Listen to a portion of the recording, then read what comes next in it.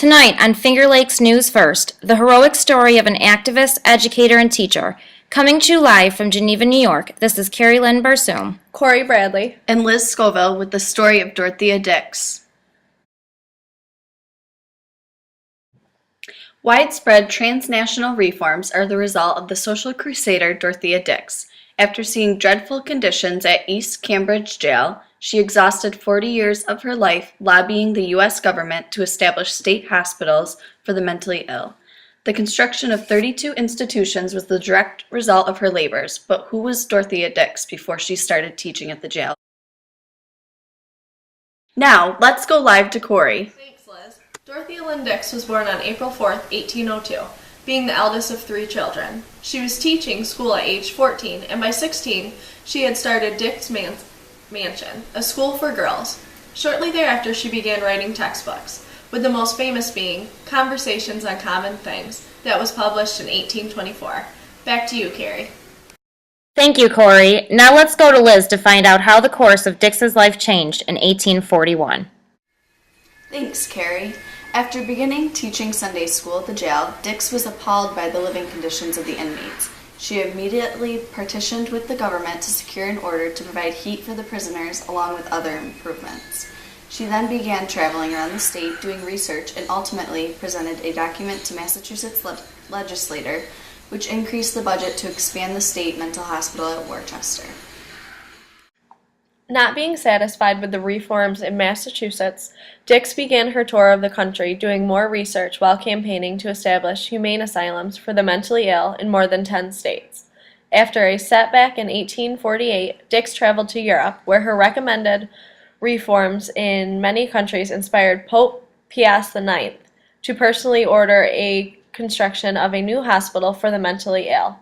Now, let's go live to Keri regarding the last 30 years of Dix's life.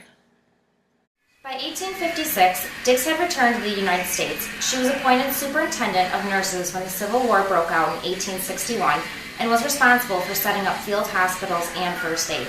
After the war, she returned to her work for the mentally ill, but fell ill herself from malaria in 1870. She was forced to abandon her aggressive traveling.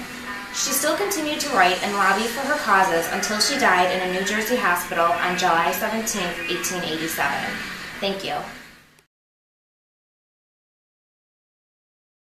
After the Civil War began, Dix volunteered her services and organized the Union Army Hospital while overseeing the nursing staff that the Army would require. As superintendent of women nurses, she was the first woman to serve in such a high appointed role. Although Dorothea Dix was not a formally trained nurse, her accomplishments as a patient advocate awarded her prestige as being known as one of the most important, influential women in the nursing career. If I am cold, they are cold. If I am weary, they are distressed. If I am alone, they are abandoned. That was one of Dorothea's famous quotes.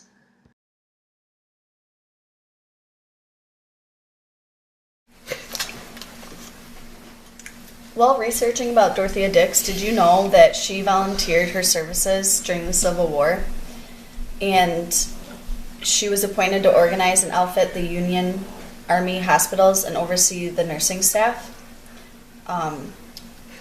She was the first woman to serve in such a high capacity in a federally appointed role. Really? Mm-hmm. When I was doing my research, I found a nickname for her. It was Dragon Dix. She was nicknamed that. Dragon Dix? Yeah. Kind of funny, right? It's quite a name. That is. Because she clashed with military officials and ignored their orders. Oh, that kind of goes... Oh, yeah. I read that here. Louisa May Alcott was a nurse under Dorothea Dix during the Civil War. Alcott recalled that Dix was respected, but out into a song, girl. but not liked by her nurses, who tended to steer clear of her. Maybe she was rigid like that because her father was an abusive alcoholic and he was kind of a Bible thumper and made her do that stuff too. So it kind of came out in her. I don't know. It did say maybe we can put in there something about her mom suffering from depression and a mental illness. That might be good to add in. Definitely. I think that's probably why she wanted to advocate for it so much. Yeah, her mom was probably mistreated. And I read that she also suffered from depression, so... Huh. All right. That would definitely make you want to... I don't know. It's just, it's got to be good. The asylums. We got to get this right. We'll get it. We'll get it. We got it. Who else is going to do a newscast? I mean, like, come on. That's right. So, you going ahead. I'm sorry, I didn't mean to cut you off. When I was researching Dorothea Dix, do you know what I found out? What? She volunteered during the Civil War, and she organized the Union Army hospitals and oversaw the nursing staff in the Civil War.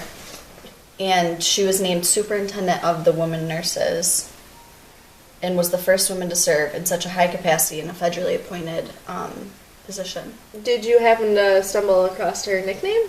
No. Dragon Dix. Yeah, that's a good Dragon one. Dix? Dragon Dix. Because she clashed with the male military heads and she disobeyed orders. She got stuff done, but not their way. I wonder if that's from her father being an abusive alcoholic. Like maybe that kind of came out that way. He was a Bible thumper, made her do things like she didn't want to do. So maybe that's where some of the rigidness came from. Yeah. Her mom also, I don't know if either of you two found that out, she was depressed. I did see that. Suffered from real bad depression, mental illness. Dorothea herself actually did. At Did one she? point in her life, yeah. I don't think I read that. I think I read just about her mom. It's in there. Huh. No kidding, girls. We're going to rock this report. We are. Oh, so when do you want to start doing the actual filming and recording? Tomorrow. All right, we'll just start tomorrow. Thanks, Liz. Dorothea Lynn Dix was born on April 4th, 1802.